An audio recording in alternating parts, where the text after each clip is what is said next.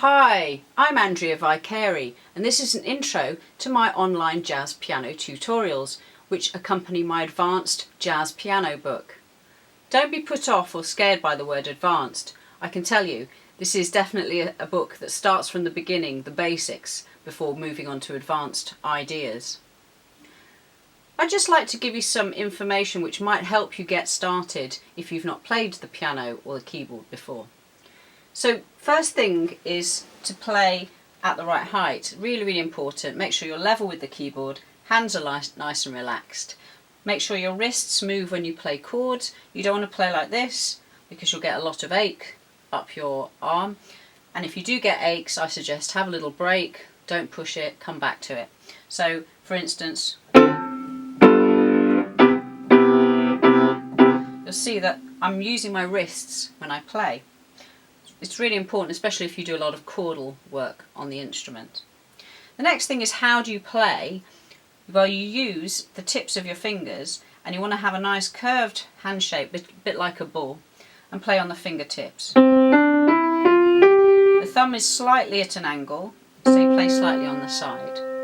The fingers are numbered 1, 2, 3, 4, 5, and that's in contrast, say, to a violin or a string instrument such as a guitar, because this is number 1. So if you play another instrument, you'll have to remember that the piano, the thumb is number 1. And it's very important to bear in mind fingering, because of course there are many keys.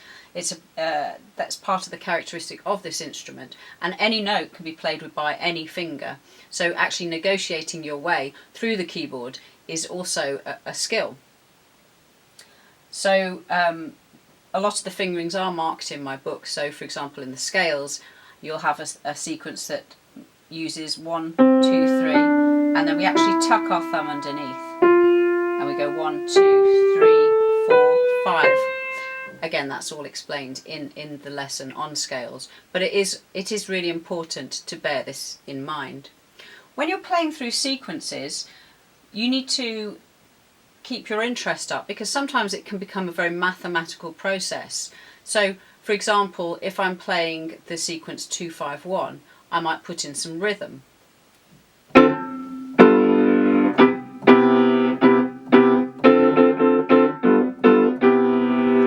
I might try a sequence, say for example going down in tones.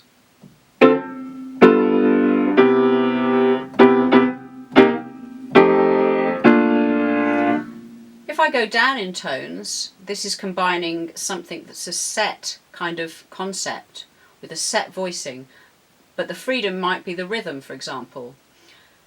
If you find yourself going down in a sequence, say for example down in tones, and afterwards feel that you haven't really internalized the voicings because your hands just know what they're doing, that's called a muscle memory, you can change the sequence. So for example, go up a tone.